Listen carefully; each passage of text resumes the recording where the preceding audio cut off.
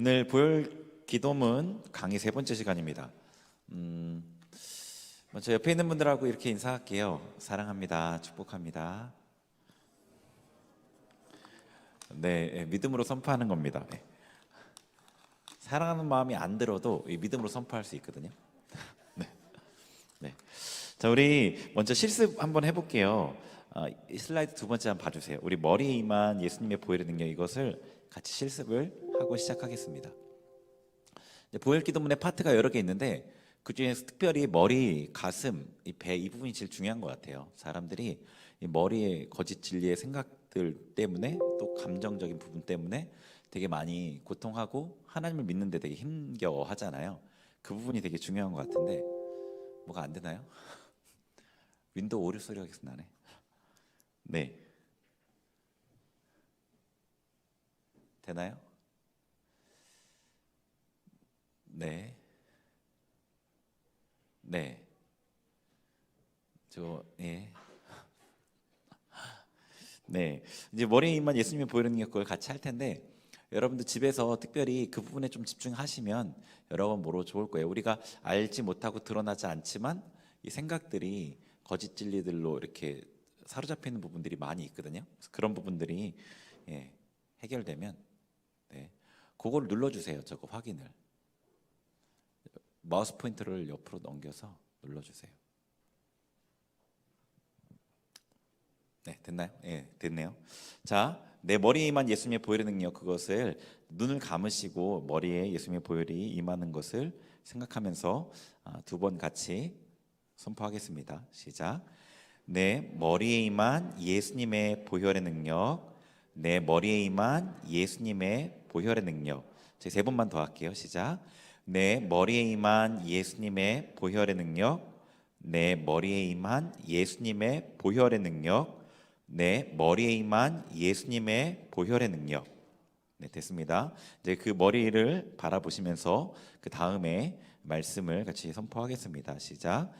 내 인생에 대한 사탄의 모든 계획들은 무효가 되고 없어질 것입니다.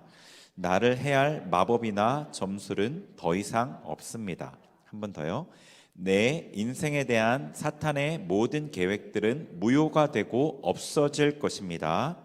나를 해할 마법이나 점술은 더 이상 없습니다. 네, 아멘. 네, 그래요. 이렇게 머리에 또 생각 이쪽 많이 하시면 좋습니다. 이 감정적인 게, 우리가 감정이 좀 많이 이렇게 중심적인 분들은 감정이 이렇게 일어나는 걸로 생각하는데, 원래 사람이 어떻게 되냐면, 이거는 감정형이냐 머리형이냐 이런 거 상관없이 생각에서부터 감정이 촉발돼서 감정이 나오거든요. 생각이 왜곡되어 있으면 감정도 왜곡돼서 반응돼요. 그러니까 생각이 먼저 되게 중요하고 그 다음에 감정도 이렇게 하시고 하시면 될 것 같습니다. 이제 오늘 이게 말씀 바로 이 보혈 내용 들어가기 전에 한번 이 부분을 좀 나누면 좋을 것 같아가지고 기도의 분량에 대한 얘기를 잠깐 나누면 좋겠다는 생각이 들어서요. 서두에 이 부분을 잠깐 나눠 보겠습니다. 기도 시간에 분량에 대해서 얘기를 할 거예요. 네, 좀 이따 보여주세요.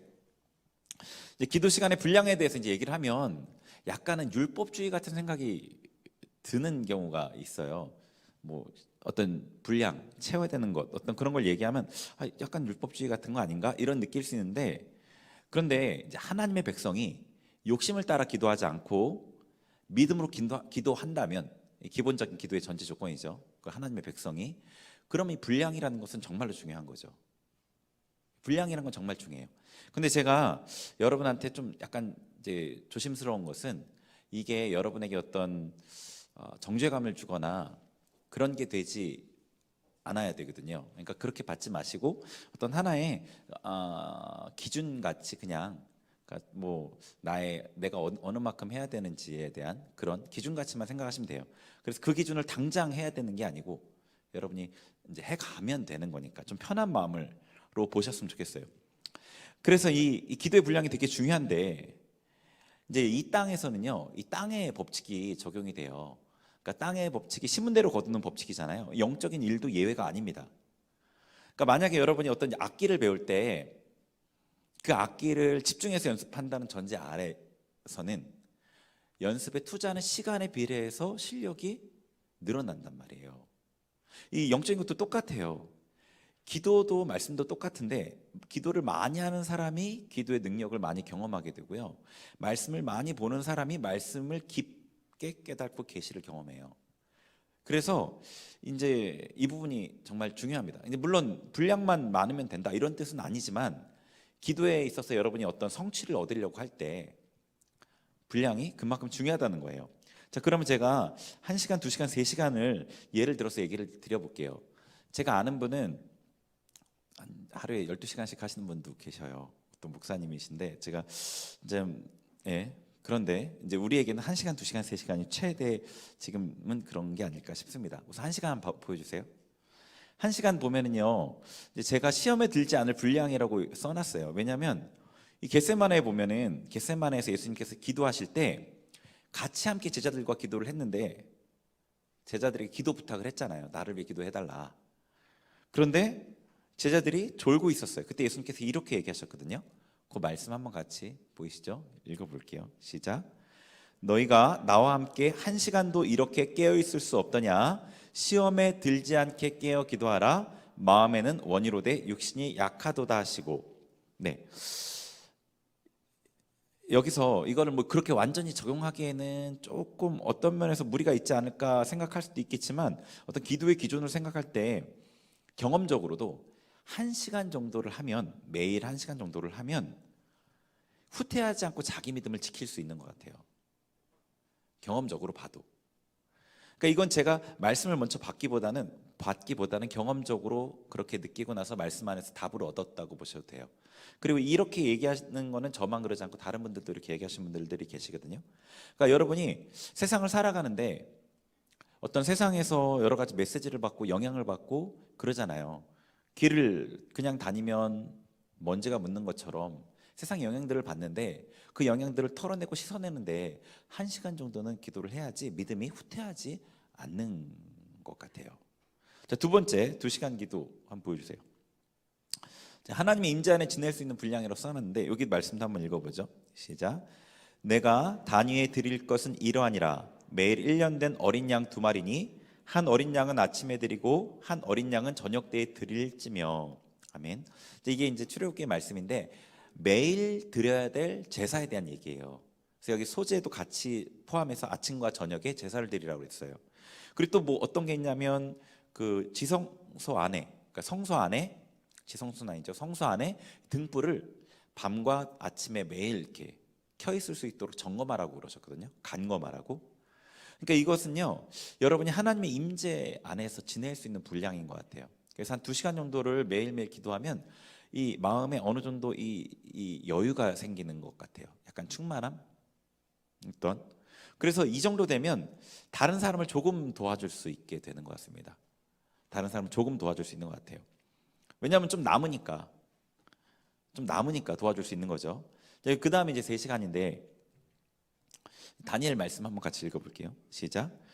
다니엘이 이 조서에 어인이 찍힌 것을 알고도 자기 집에 돌아가서는 그 방에 예루살렘으로 향하여 열린 창에서 전에 행하던 대로 하루 3번씩 무릎을 꿇고 기도하며 그 하나님께 감사하였더라.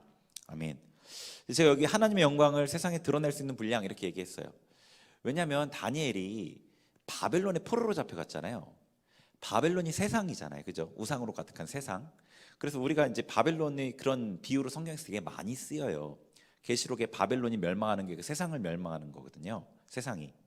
근데 바벨론의 포로로 잡혀가 있는 그 다니엘이 그곳에서 하나님의 영광을 드러냈단 말이에요. 그게 하루 3번 기도했었어요. 다니엘의 기도가. 한 번이 얼마였는지 모르겠지만 기본적으로 기도를 좀 많이 해보신 분들은 한 번에 1시간 정도는 해야 하는 그거를 아실 거예요. 한 번에 보통 1시간 정도. 그래서 한 3번 이렇게 기도하는 이게 하나님의 뜻을 세상에서 이루고 영광을 드러낼 수 있는 그런 사역을 능력 있게 어느 정도 능력 있게 할 수 있는 수준인 것 같아요. 제가 앞서 얘기 드렸던 그 목사님께서 이렇게 얘기하셨어요. 이거에 대해서 이 하루에 3번 하는 기도는 하나님을 잊지 않는 기도다라고 했어요. 하나님을 기억하는 기도다. 다니엘이 그 세상에서 모든 우상 가운데 속해 있었잖아요. 여러분도 그렇잖아요. 교회 나오는 시간은 정말로 이제 일주일에 한정돼 있고 몇 시간 안 되고 대부분의 시간은 우상으로 둘러싸인 세상에 살아가는데 그 세상에서 하나님을 기억하고 하나님을 붙들기 위해서 이렇게 기도했다는 거예요, 다니엘이. 그래서 여러분이 저는 어떻게든 1시간 정도는 해보시려고 하셨으면 좋겠고요. 그리고 그 기도가 좀 이렇게 익숙해지면 조금 더 이렇게 늘려갈 수 있으면 좋을 것 같아요. 제가 어저께가 아니죠. 지난주에 말씀드렸던 것처럼 이게 기도가 노동만은 아니에요. 힘든 일만은 아니에요. 즐거움이 있는데 그 진입장벽이 높은 거예요. 여러분 익숙해지면 기도 안에서도 즐거움을 얻을 수 있거든요. 네, 그래요. 이 기도 분량에 대한 것 잠깐 얘기 나눴습니다. 그럼 이제 오늘 순서에 대해서 잠깐 볼게요. 오늘 3수차인데 보혈의 능력 두 번째 시간이에요. 이 저주에서 구속하는 보혈의 능력에 대해서 오늘 살펴볼 겁니다. 앞에 간증의 내용이 되게 신기하게 이 내용과 맞아 들어간 것 같아서 신기했어요. 그 다음 보여주세요. 오늘 이제 내용들은 이 예수님의 보혈은 모든 저주에서 나를 구속하셨습니다. 그 두 번째 보혈의 능력이고, 그거에 대해서 세부적으로 저주가 일어나는 주요한 7가지 이유, 그 다음에 저주로 인해 나타나는 7가지 현상, 그리고 저주를 끊는 4가지 과정, 그 다음에 이 두 번째와 관련되어 있는 모든 저주에서 나를 구속하셨습니다와 관련되어 있는 그 말씀인 갈라디아 3장 말씀을 좀 말씀 새기기를 같이 해보겠습니다. 하나씩 볼게요. 자, 그 다음 슬라이드 한번 보여주세요. 저기 보시면 갈라디아 3장 있잖아요. 이 말씀 한번 같이 읽어보죠. 여기 주제 말씀인데 같이 읽어봅니다. 시작. 그리스도께서 우리를 위하여 저주를 받은 바 되사 율법의 저주에서 우리를 속량하셨으니 기록된 바 나무에 달린 자마다 저주 아래 있는 자라 하였음이라. 아멘. 슬라이드 그대로 두세요. 네, 슬라이드 한번 보세요. 말씀을 보세요. 말씀에 딱 보시면 이렇게 돼 있어요. 그리스도께서 우리를 위하여 저주를 받으셨어요. 그래서 우리가 율법의 저주에서 속량을 받았어요. 그러니까 우리가 받아야 될 율법의 저주를 예수님께서 대신 받으셨어요. 그런데 예수님께서 저주를 받았다는 증거가 뭐냐면 나무에 달린 자가 저주 아래 있다는 그 말씀의 근거에서 예수님이 저주를 받았다는 거예요. 그러니까 예수님께서 십자가 나무에 달리셨잖아요. 그게 예수님이 저주를 받았다는 증거예요. 이 말씀에 의해서. 그런데 그 예수님이 저주를 받았는데 예수님은 의인이시잖아요. 그죠? 완전하게 율법을 순종한 의인이시기 때문에 자기의 죄로 저주를 받은 게 아니에요. 타인의 죄로 인해 저주를 받은 거예요. 그분이 부활하신 것이 그분이 의인이라는 확실한 증거거든요. 그런데 그 타인이 누구냐? 우리인 거예요. 왜냐하면 예수님이 우리의 죄가 전가되어서 우리의 죄를 속한 어린 양이 되셨잖아요. 그래서 이게 이렇게 되는 거예요. 그러니까 예수님이 율법의 저주를 담당하셨는데 그게 우리를 위해서 그러신 거예요. 우리를 위해서. 자, 그게 이제 이 말씀 주제 말씀이에요. 네. 그 다음 슬라이드 한번 보여주세요. 예. 그래서 이제 저주에 대해서 얘기를 나누려고 합니다.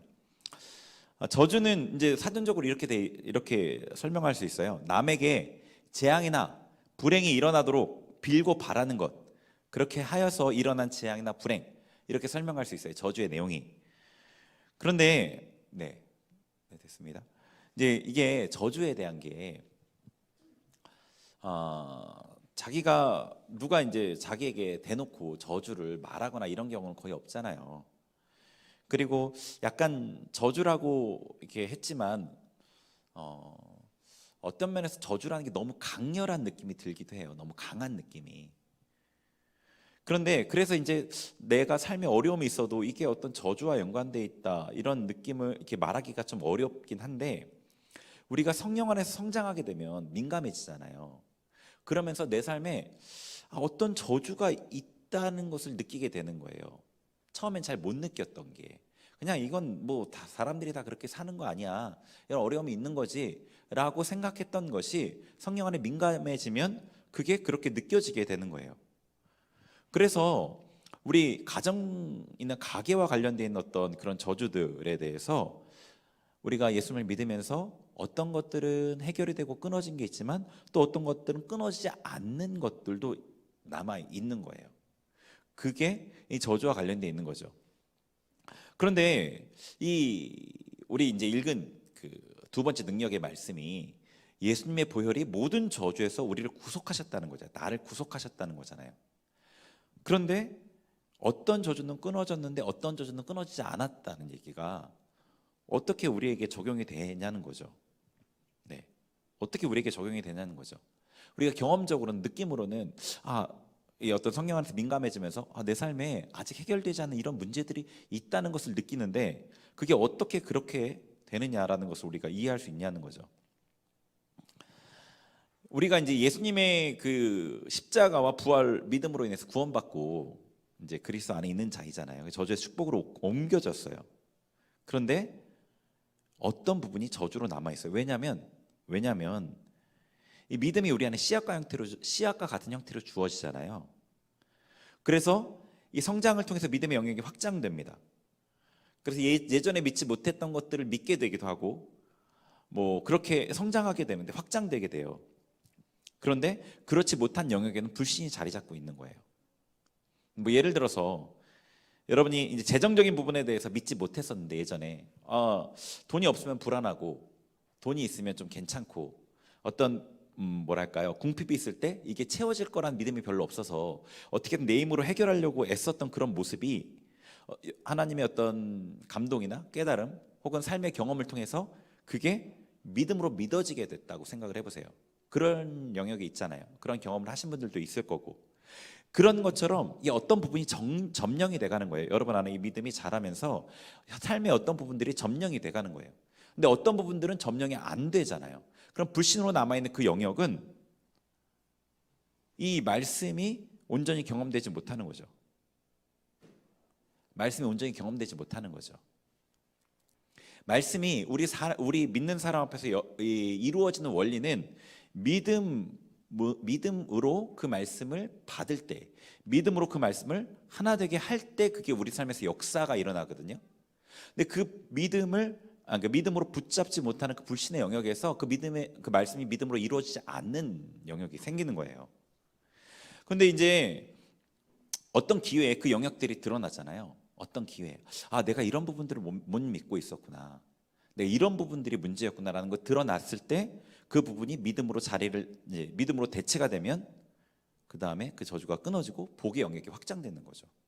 성장과 함께 같이 이루어지는 겁니다. 이게 이 저주가 우리 삶에 그래서 남아 있는 거예요. 자, 그럼 저주의 원인은 무엇인가? 네, 그거 한번 다시 보여주세요. 이 말씀 한번 읽어볼게요. 잠언 시작. 까닭 없는 저주는 참새가 떠도는 것과 제비가 날아가는 것 같이 이루어지지 아니하느니라. 저기 보면 뭐라고 되어 있냐면 까닭 없는 저주는 이루어지지 않는데요.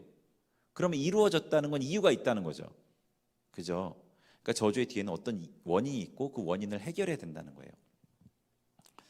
자, 한번 자기 자신을 한번 생각해 보세요. 삶에 일어나는 여러 일들이 있는데 이거는 아무리 내가 좋게 생각을 해도 복이라고 말할 수 없는 어떤 일들이 있을 거예요. 정말 이건 아무리 내가 좋게 보려고 해도 복이라고 말할 수 없는 일. 그런 일들에 대해서 우리가 생각해 봐야 되는 거예요. 왜 이런 일이 있을까? 이거의 원인은 무엇일까? 어떻게 해결해야 될까? 하나님의 말씀에서 답을 얻고 하나님 안에서 그것들을 해결해야 되는 거예요. 왜냐하면 그것들이 그냥 고통으로만 우리에게 남아있지 않고 하나님을 멀게 하는 어떤 작용들을 하게 되거든요. 자, 그럼 저주가 일어나는 주요한 7가지 이유를 좀 간단하게 짧게 볼게요. 자, 보여주세요. 먼저 하나님 자신이 저주의 원인이에요. 창세기 12장 1절부터 3절을 한번 읽어볼게요. 시작. 여호와께서 아브라함에게 이르시되 너는 너의 고향과 친척과 아버지의 집을 떠나 내가 내게 보여줄 땅으로 가라. 내가 너로 큰 민족을 이루고 내게 복을 주어 내 이름을 창대하게 하리니 너는 복이 될지라. 너를 축복하는 자에게는 내가 복을 내리고 너를 저주하는 자에게는 내가 저주하리니 땅의 모든 족속이 너로 말미암아 복을 얻을 것이라 하신지라. 아멘. 여기 보면은 하나님께서 내가 복을 내리고 내가 저주하리니 이렇게 돼 있어요. 그러니까 하나님이 복의 원인이시기도 하고 저주의 원인이시기도 해요. 그렇죠? 하나님 자신이 원인이에요. 자, 그 다음 슬라이드 보여주시면 신명기 이제 27장 11절부터 26절 말씀을 이제 적지는 않았는데 보시면 거기에 이제 저주를 선포하는 장면이 나와요. 이스라엘 백성들이 가나안 땅에 들어가기 전에 그리심산과 에발산에 이렇게 반씩 나누어 가지고 서가지고 그리심산에서는 축복을 선포하고 에발산에서는 저주를 선포하는데 그 저주의 내용이 12가지가 기록되어 있어요. 그걸 뭐 다 읽을 수는 없는데 그 12가지 목록에 뭐 대표적인 것들이 불순종이 저주를 가져오고, 뭐 우상, 거짓 신을 숭배하는 것이 저주를 가져오고, 부모를 공경하지 않는 것이 저주를 가져오고, 사생자를 낳는 것, 뭐 혼의 성관계 이런 것들이 저주를 가져오고, 약자를 억울하게 하는 것 이런 것들이 저주를 갖고 온다고 선포가 돼 있어요. 자, 그래요. 자, 그럼 이게 율법에 대한 거잖아요. 율법의 저주에 대한 내용은 뒷부분에 얘기할 텐데, 그러니까 우리가 예수 그리스도께서 우리를 율법의 저주에 속량하셨는데 그 율법의 저주가 우리에게 영향을 미칠 수 있는 방법이 있는 거예요. 미칠 수 있는 방법이 있는 거라고요. 그래서 그 마귀가 그렇게 하기 위해서 우리에게 역사를 하는 거고요. 효과가 없지 않으니까 할 수 있어서. 자, 그 다음 볼게요. 예레미야 17장 5절 6절 한번 볼게요. 5절 6절 시작. 여호와께서 이와 같이 말씀하시니라. 무릇 사람을 믿으며 육신으로 그의 힘을 삼고 마음이 여호와에게서 떠난 그 사람은 저주를 받을 것이라. 그는 사막의 떨기나무 같아서 좋은 일이 오는 것을 보지 못하고 광야 간저한 곳 건건한 땅 사람이 살지 않는 땅에 살리라. 아멘. 여기서는 어떤 사람이 저주를 받게 된다고 하냐면 사람을 믿으며 육신으로 그의 힘을 삼고 마음이 하나님께서 떠난 사람이 저주를 받는다고 돼 있어요. 자, 지금 우리가 뭘 하려는 거냐면, 왜 저주에 대한 내용을 왜 계속 보냐면 인식해야 되거든요. 내 삶에 어떤 저주가 있는지, 어떻게 해서 일어났는지가 인식이 돼야지 그 다음이 일어나요. 인식이 안 되는 것은 다룰 수도 없고 해결할 수도 없어요. 그래서 그것을 위해서 지금 저주의 원인을 살펴보는 거예요. 그러니까 하나님이 첫 번째 저주의 원인이 되는 경우들을 살펴보는 거예요. 물론 우리가 율법의 저주와 상관없지만 제가 지난번에 잠깐 언급했잖아요. 구약에 사는 성도 중에 구약의 성도 중에 신약의 삶을 살았던 성도들이 있었고, 신약의 성도이지만 구약의 삶을 사는 사람들이 있다고요. 구약에 사는 삶을 사는 사람은 율법의 저주 아래 그 영향 아래 살게 돼요. 은혜의 법 아래 살지 못하고 율법의 법 아래 산단 말이에요. 그러니까 그래서 이것도 우리가 봐야 되는 거죠. 그래서 율법이 우리에게 아직도 필요한 거고요. 우리가 봐야 되는 거고요. 자, 그 다음 스가랴 5장 1절부터 4절 거기도 한번 읽겠습니다. 시작. 내가 다시 눈을 들어본즉 날아가는 두루마리가 있더라. 그가 내게 이르되 이는 온 땅 위에 내리는 저주라. 도둑질하는 자는 그 이쪽 글대로 끊어지고 맹세하는 자는 그 저쪽 글대로 끊어지리라 하니, 만군의 여호와께서 이르시되 내가 이것을 보냈나니 도둑의 집에도 들어가며 내 이름을 가리켜 망령되에 맹세하는 자의 집에도 들어가서 그의 집에 머무르며 그 집을 나무와 돌과 아울러 사르리라 하셨느니라 하니라. 아멘. 자, 여기에는 어떤 사람이 저주를 받는다고 되어 있냐면 도둑질하는 자, 그리고 하나님을 가리켜서 망령되이 맹세하는 자, 헛된 맹세하는 자, 이런 사람들이에요. 자, 그 다음에 저주의 원인, 그 다음 보여주세요. 하나님을 나타내 보여주는 사람을 통해서 또 저주가 이루어져요. 그 얘들이 이제 여호수아 경우예요. 여호수아가 보면은 여기 6장 26절 이렇게 돼 있죠.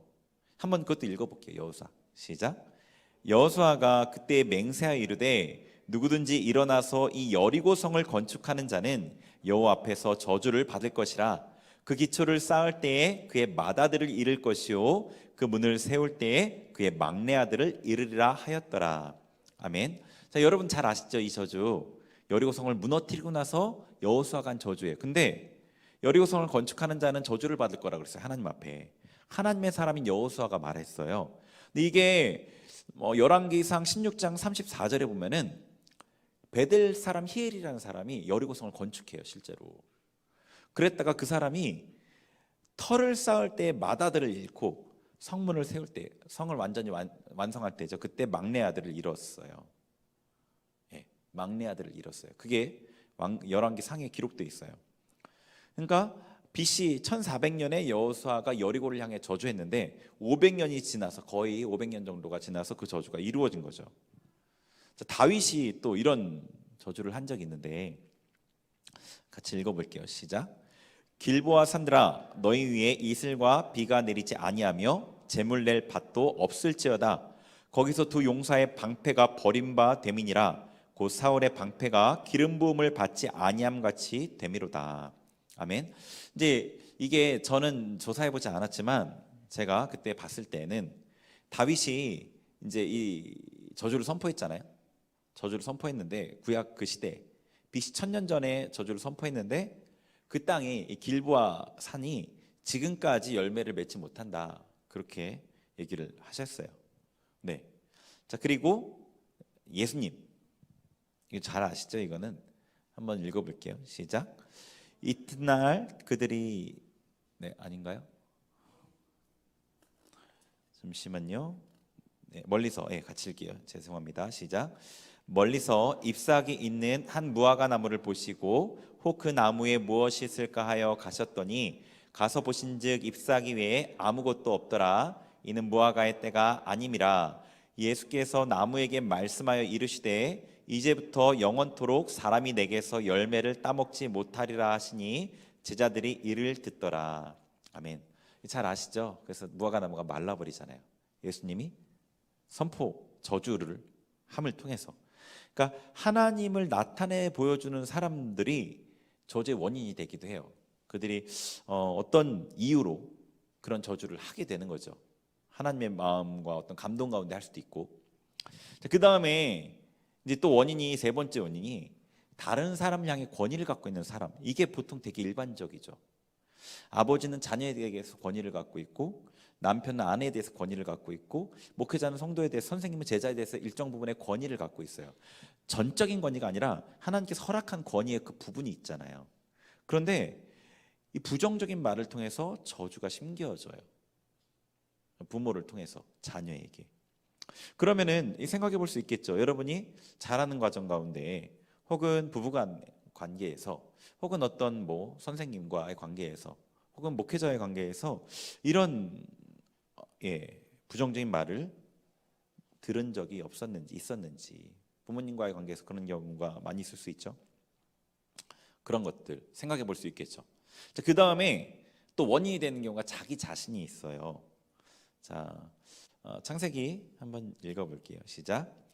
아버지께서 나를 만지실진데 내가 아버지의 눈에 속이는 자로 보일지라 복은 고사하고 저주를 받을까 하나이다. 어머니가 그에게 이르되 내 아들아 너의 저주는 내게로 돌리리니 내 말만 따르고 가서 가져오라. 아멘. 여기 보면은 리브가가 자기 스스로에게 저주를 돌려요. 그죠?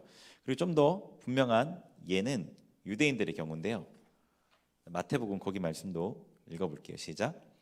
빌라도가 아무 성과도 없이 도리어 밀란이 나려는 것을 보고 물을 가져다가 무리 앞에서 손을 씻으며 이르되 이 사람의 피에 대하여 나는 무죄하니 너희가 당하라. 백성이 다 대답하여 이르되 그 피를 우리와 우리 자손에게 돌릴지어다 하거늘. 잘 아시죠? 이 말씀. 유대 민족이 자신의 민족에게 저주를 돌렸어요. 네. 그래서 이제 좀 뭐 이게 그렇다라고 말하는 것에 좀 이렇게 어렵게 생각하는 경우들이 있는데 유대인들이 많은 어려움을 겪었잖아요. 그죠? 그 이후에 많은 어려움들을 겪었는데 무관하지 않다고 생각할 수 있겠죠. 자, 그다음에 다섯 번째, 사탄을 나타내는 사람들. 뭐 아까 하나님을 나타내는 사람들이 있는 반면에 반대쪽에서 사단을 나타내는 사람들이 있죠. 뭐 마술사, 점성술사, 주술사, 뭐 점쟁이, 무당 이런 사람들을 통해서 또 그들이 저주의 원인이 되기도 하는 거죠. 그러니까 이런 사람들하고 어떤 커넥션이 있으면 연결이 있으면 이것들은 철저히 끊어내야 되겠죠. 그 다음에 혼적인 말이 있는데 이 부분 우리가 조심해야 될 부분이겠죠. 한번 같이 읽어봅니다. 시작. 그러나 너희 마음속에 독한 시기와 다툼이 있으면 자랑하지 말라. 진리를 거슬려 거짓말하지 말라.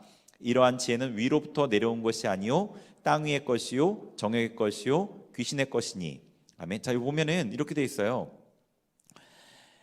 이 독한 시기와 다툼이 있으면 그런 것은 이런 지혜는 어떤 거냐면 위로부터 내려온 게 아니라 귀신의 것, 정욕의 것, 땅의 것이래요. 그러니까 어떤 거냐면 이 사람들이 악한 마음이 있을 때 다른 사람에 대해서 막 판단하고 비방하는 말들을 할 때 굉장히 신랄하고 정확하게 비방을 하는 경우들이 있어요. 굉장히 신랄하고 정확하게. 그 지혜로워 보이잖아요. 와, 네. 그게 귀신의 것이고 마귀의 것이라는 거예요. 이 땅에 속한 것이고요.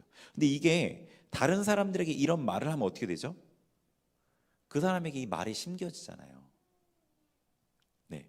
그러면은 그런 원망이나 어떤 신랄한 비방이나 이런 것들을 듣는 사람에게 그 마음에 이 말이 심겨져요. 이게 저주의 원인이 되는 거예요. 그래서 이런 어떤 내가 지혜롭게, 그러니까 내가 정말로 정확하고 분명한 이런 확신 가진 이런 판단을 한다 해도 마음에 이런 독한 시기와 다툼이 있으면 전달하면 안 되는 거예요. 저주의 원인이 되는 거예요, 자기가. 그다음에 7번째는 비성경적인 언약. 너는 그들과 그들의 신들과 언약하지 말라. 가정에 누군가가 잘못된 언약을 맺는 경우, 뭐 무당 점쟁이들과 연관되거나, 뭐 그 아테프 박사님은 그런 얘기를 하셨어요. 프리메이슨, 뭐 우리에게는 굉장히 생소한 단어죠. 근데 그렇게 연결되는 경우들도 서양에서는 종종 있나 봐요. 그래요. 그래서 이제 저주의 원인에 대해서 지금 7가지를 살펴봤어요. 첫 번째는 하나님 자신이에요. 그 다음에 하나님을 나타내 보여주는 사람, 그리고 다른 사람을 향해 권위가 있는 사람, 자기 자신에게 하는 저주. 성경에 이런 예들 많죠. 이런 일이 이루어지지 않으면 하나님이 내게 벌 위에 벌을 내리심이 마땅하다. 뭐 그런 말들 볼 때 믿음의 사람들도 그런 말들을 하는 경우가 있어요. 다윗도 그런 말을 하고. 그런 거 볼 때 저는 섬뜩했었어요. 정말 이렇게 얘기해서 뒤에 좀 어려움을 겪는 것과 연관되어 있지 않았을까? 어떤 이런 생각이 들었거든요. 자기 자신에게 저주하는 경우, 또 사탄을 나타내는 사람, 혼적으로 하는 말, 비성경적인 언약, 이런 것들이 저주가 일어나는 원인 7가지였어요. 네, 신명기 28장 아시죠? 축복과 저주장. 거기 보면은 복과 저주에 대한 목록이 나오는데, 복은요, 높임을 받는 것, 건강한 것, 생산력이 증가하는 것, 형통한 것, 번영하는 것, 승리하는 것, 하나님의 은총, 이런 것들이에요. 저주의 목록은 시험당하고 낮아짐을 당하고 생산하지 못하고 정신적인 병을 겪고 신체적인 병을 겪고 가난, 패배, 가정이 깨어지는 것, 억눌리고 하나님의 은총을 받지 못하고 이런 것들이에요. 더 많은 저주의 목록이 기록되어 있어요. 이런 것들을 통해서 우리가 우리에게 복과 저주, 그것에 대해서 살펴볼 수 있는 거죠. 네, 우리 삶에 있는 저주에 대해서 인지해야 되고요.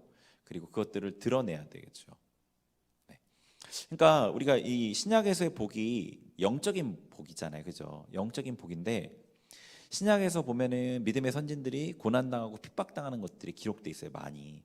그런데 그게 예수님을 위한 핍박과 고난인 경우에는 그게 영광이 되고 복이 돼요. 근데 그게 아니라 죄가 있어서 매를 맞고 참으면 무슨 너에게 유익이 있겠느냐, 베드로전서 말씀이거든요. 그러니까 그런 것들은 우리가 끊을 수 있으면 끊어야 되고 피할 수 있으면 피해야 돼요. 예수님을 위해 당하는 고난이 아닌, 핍박이 아닌, 어려움이 아닌 것들은 우리가 하나님께로부터 오는 것, 좋은 것들을 받아야죠. 우리 삶에 좋지 않은 것들이 있을 때 이것을 내가 그래, 이건 믿음이야, 내가 감당해야 될 십자가야, 그렇게 단순하게 생각할 게 아니라 분별해 봐야 돼요. 십자가가 아닌 경우도 많이 있거든요. 자, 그럼 저주로 인해 나타나는 7가지 현상을 한번 볼게요. 이게 이제 저주의 원인에 대한 걸 봤죠. 그럼 이게 어떤 대표적인 특징적인 모습이 나타나냐는 거예요. 제가 한번 읽어드릴게요. 정신적인 질병이 가정 안에 반복되어 나타난다. 정신적인 질병 있잖아요. 그게 우울증일 수도 있고 공황장애일 수도 있고 아니면 다중인격이나 어떤 다양한 정신적인 질병이 있잖아요. 그게 가정 안에서 반복되어 나타나는 거, 그 가게 안에서. 아니면 가게 안에서 질병이 반복되어 일어나는 거, 질병. 어떤 종류의 질병. 가족력이라는 말을 이제 의사들은 쓰잖아요. 근데 그것과 별개로 영적인 이유가 있죠. 그 다음에 또 가게 안에서 유산과 같이 어떤 특정한 문제가 반복돼서 일어나는 경우. 유산이라는 건 애를 유산하는 거. 그런 것과 같이 어떤 특정한 문제가 반복돼서 일어나는 경우. 이게 저주로 인해서 나타나는 현상이에요. 4번째가 가게 안에서 반복해서 가정이 깨지는 경우, 이게 이혼하는 거죠. 예, 이혼하는 거죠. 근데 이게 반복돼서 그렇게 나타나져요. 그런 게 있으면. 그리고 재정적인 부족함인 경우에요. 수입은 좀 괜찮은 것 같은데 항상 부족한 경우도 그런 경우로 볼 수 있고요. 그 다음에 사고가 자주 일어나는 어떤 경향, 그런 경향이 반복돼서 나타나면 여러분 스스로도 느낄 수 있을 거예요. 그리고 반복적인 자연스럽지 못한 죽음 같은 경우도요. 이런 경우들이 우리 안에 있는 저주를 우리가 인지 못하더라도 겉으로 나타나는 현상으로 돌아볼 수 있는 어떤 그런 현상이에요. 이런 현상이 이제 해당되는 경우에는 저주의 가능성을 생각해 봐야 되겠죠. 내 삶에, 우리 가게 안에 어떤 저주가 있지 않나. 그러면은 이게 저주가 어떤 식으로 영향을 미치는지 생각해 보면 두 가지 정도인 것 같아요. 두 가지 정도인 것 같은데, 하나는 아까 말한 대로 어떤 권위자가 그에게 저주의 말을 하는 거예요. 부정적인 말을 해요. 그럼 그 말이 그에게 심겨져서 그에게 어떤 아까 말씀하신 것처럼 거짓 진리로 남아서 하나님을 제대로 못 믿게 만드는 어떤 이런 식의 영향이 있을 수 있어요. 근데 이 어떤 권위자가 부정적인 말을 할 때는 말만 들어가는 게 아니에요. 말만 들어가잖아요. 영적인 게 같이 영향을 같이 흘러가요. 분노나 어떤 비난이나 어떤 이런 게 같이 심겨요. 그 말만 들어가는 게 아니라 그런 식으로 저주가 전달되기도 하고요. 또 이런 것도 있어요. 이거 저도 좀 제가 이제 예수님을 처음 저희 가정에서 믿었기 때문에 그런 것들을 겪었었는데 쉽지 않았었는데요. 이 가정 안에 있는 어떤 그런, 그러니까 할머니나 부모님이나 이런 분들과 연관되어 있는 영적인 그런 세력들이 그 자손을 안 되게 하려고 영향을 미치는 것도 있어요. 영향을 미치는 것도. 그러니까 뭔가를 하려고 하면 자꾸 안 돼요. 자꾸 뭔가 막혀. 그러니까 어떤 사람은 그냥 하면 잘 열리는 사람이 있는데 나는 하려고 하면 자꾸 안 되는 그런 게 있을 수 있잖아요. 그런 경우에 그런 방해가 있는 경우예요.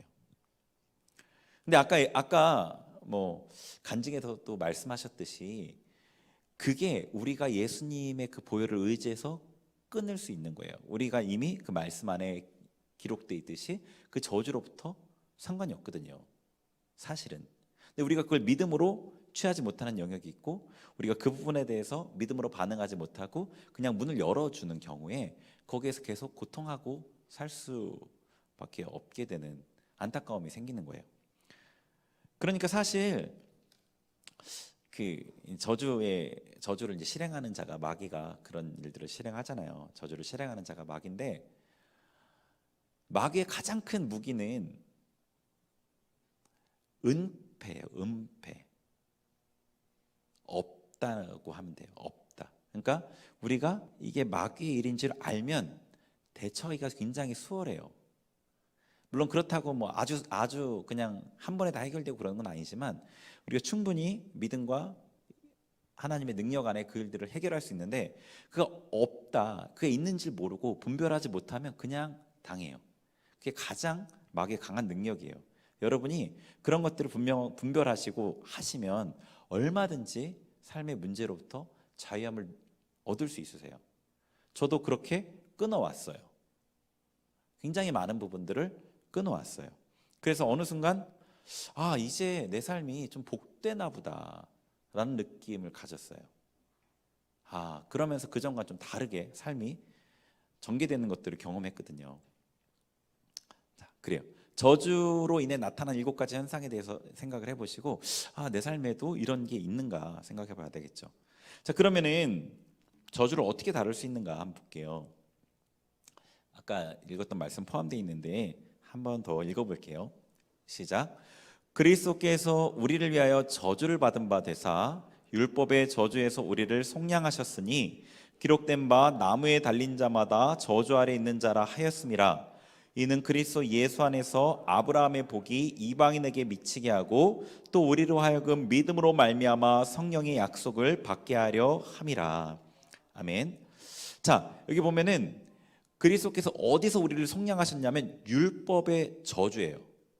율법의 저주. 자, 율법의 저주가 어디 기록되어 있냐면 제가 말씀드렸죠. 신명기 28장. 아까 제가 앞에 잠깐 언급했던 축복과 저주의 목록. 거기에 기록되어 있는 그 율법의 저주라고 보시면 돼요. 너가 율법을 지키지 않으면 이렇게 될 거야. 이렇게 될 거야. 이렇게 될 거야 했던 그게 율법의 저주예요. 거기에 보시면 우리가 당할 수 있는 모든 문제가 다 기록되어 있어요. 다 기록되어 있어요. 그런데 거기서 예수님께서 우리를 속량하신 거예요. 예수님께서 우리를 속량하신 거예요. 그 속량의 증거가 나무의 달림이라고 그랬죠. 나무의 달리심의 확실한 십자가의 증거가 보혈이에요. 그러니까 보혈 안에서 그 율법의 저주로부터 자유로워질 수 있는 거죠. 자유로워질 수 있는 겁니다. 자, 그 다음 좀 빨리 가볼게요. 시간이 많이 가서. 저주를 끊는 과정. 예, 4가지 과정인데 2가지를 더 추가했어요. 네. 첫 번째는 저주를 인식하고, 인식이 안 되면 안 된다고 했죠. 2번째 회개하고, 3번째 버리고, 4번째 대적하고, 그러나 자유 안에 머물고 1번에서 4번까지 반복하는 거예요. 자, 저주를 인식하는 거, 아까 앞에서 말씀드린 것처럼 내 삶에 저주가 있다는 것을 인식하는 거예요. 알게 되는 과정이에요. 근데 이것은 저주의 원인, 그리고 또 저주로 인해 나타나는 어떤 현상, 이것을 통해서 비춰봄을 통해서 자기 삶에 분별할 수 있겠죠. 여러분, 아니라고 하고 싶어도 그렇게 하지 마시고 객관적으로 보세요. 객관적으로. 아니라고 하고 싶거든요, 사람들이. 아, 그거 아니야. 나는 그런 거 아니야. 이렇게 얘기하고 싶어요. 근데 객관적으로 보시면 그렇게 얘기할 수 없다. 객관적으로 봤을 때 다른 사람의 문제라고 놓고 봐보세요. 그게 인정되면 내 문제로 받아들이셔야 돼요. 자, 그다음에 회개해야 돼요. 저주가 들어올 수 있는 어떤 것이라도 회개해야 되겠죠. 나의 죄일 수도 있고 부모님의 죄일 수도 있고 믿음이 없는 것에 대해서 하나님의 말씀과 관련된 어떤 부분들에서 회개를 하시면 됩니다. 이거는 하나님이 깨닫게 하시는 만큼 충분히 회개하시면 되고요.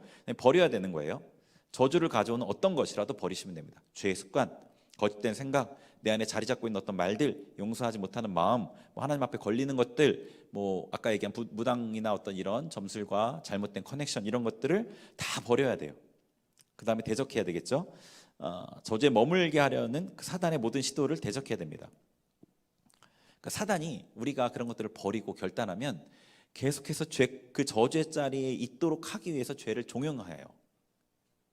막 죄를 종용해요. 그 이전의 자리로 돌아가게 하려고 계속 종용할 거예요.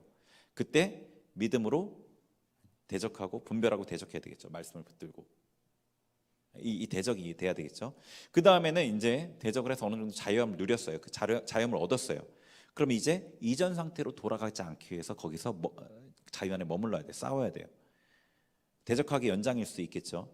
그 다음에 이제 1번에서 4번을 반복하는 거죠. 한 번에 모든 저주가 끊어지는 게 아니라 우리에게 인식이 된단 말이에요. 믿음 안에 성장하는 만큼 또 다른 저주가 인식이 돼요. 아, 이런 게 내게 이런 문제가 있었구나. 그러면 그걸 또 다시 반복하시면 됩니다. 처음에는 좀 힘들게 느껴질 수 있는데 이제 이거를 여러분이 성장하면 또 점차 쉽고 빨라져요. 이게 그렇게 나중에는 어렵게 느껴지지 않아요. 처음에가 제일 어려워요. 처음에가 점점 쉬워집니다.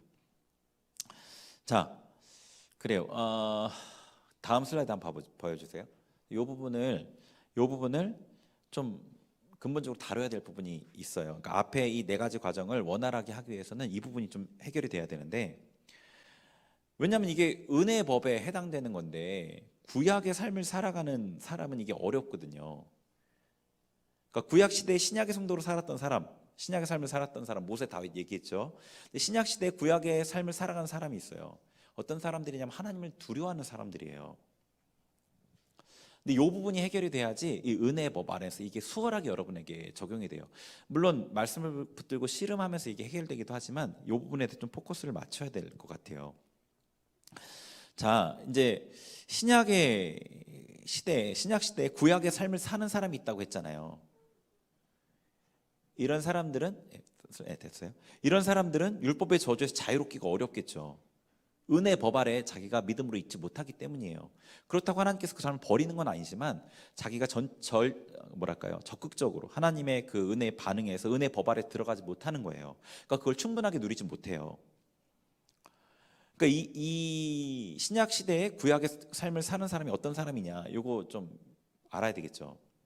이런 사람의 가장 큰 특징은요, 하나님을 두려워해요. 겉으로는 두려워하지 않는다고 말하거나 그렇게 생각하지 않을 수도 있는데 중심에는 하나님을 두려워해요. 하나님을 두려워해서 하나님을 싫어해요. 미워하기도 해요. 자기를 두렵게 만드는 어떤 대상을 좋아할 수 있는 사람은 없어요. 그래서 하나님이 싫어요. 그 하나님이 싫고 이런 두렵고 한 사람이 겉으로 나타나는 표지가 뭐냐면 사람을 두려워하는 경우에 그 직접적으로 많이 연관되어 있어요. 하나님에 대한 태도와 하나님 관계와 사람과의 관계는 굉장히 직접적으로 연관되어 있어요. 특별히 권위자와의 관계, 여러분이 남편과의 관계, 아내와의 관계, 가까운 사람과의 관계가 그냥 대충 알고 지내는 사람들은 여러분이 충분히 가면을 쓰고 할 수 있어요. 근데 가까운 사람들과의 관계에서는 하나님과의 관계가 거의 그대로 투사돼요. 그래서 그런 사람을 두려워하거나 어떤 사람들이 분노를 하거나 이런 경우에 여러분이 하나님을 두려워하고 싫어한다는 표시라고 봐도 그렇게 많이 안 틀릴 거예요. 그래서 하나님을 두려워하기 때문에 좋아하지 않죠. 두려워서 머리를 숙일지언정 좋아할 수는 없어요. 그러니까 두려워하니까 어떻게 되죠? 또 눈치를 보고 맞추려고 해요. 하나님이 좋아하는 것이 무엇인지 확인하고 그걸 하려고 해요. 그래서 신앙적인 활동에 열심히 있는 경우가 많아요. 기도하고 말씀 보는 하나님 좋아해, 헌금하고 봉사하는 거 좋아해, 이렇게 생각하니까 눈치를 보고 맞추려고 열심히 하는 경우가 있어요. 그런데 이게 뭐죠? 율법이잖아요. 율법주의잖아요. 자기 행위로 하나님의 호의를 사려는 거예요. 그래서 이 율법 아래에 있는 삶이기 때문에 율법의 저주에서 자유로울 수가 없어요. 율법의 저주를 끊어내는 것도 너무 힘들어요. 이 거짓된 진리 안에 갇혀있기 때문에. 이 이유는요, 하나님을 오해하는 데 있는 거예요. 하나님이 두려운 분으로 인식하는 그 오해가 있는 거예요. 자, 그 오해의 근원이 뭘까요? 여러분도 아실 거예요. 하나님에 대한 왜곡된 이미지잖아요. 근데 그게 부모님으로부터 혹은 뭐 어떤 권위자로부터 부정적인 경험과 억압으로 인해서 생긴 그 이미지가 투사되는 거잖아요. 왜냐하면 하나님을 말할 때 우리가 하나님 아버지라고 하잖아요. 그러다 보니까 어쩔 수 없이 육신의 아버지와 겹쳐져요. 그게 자꾸.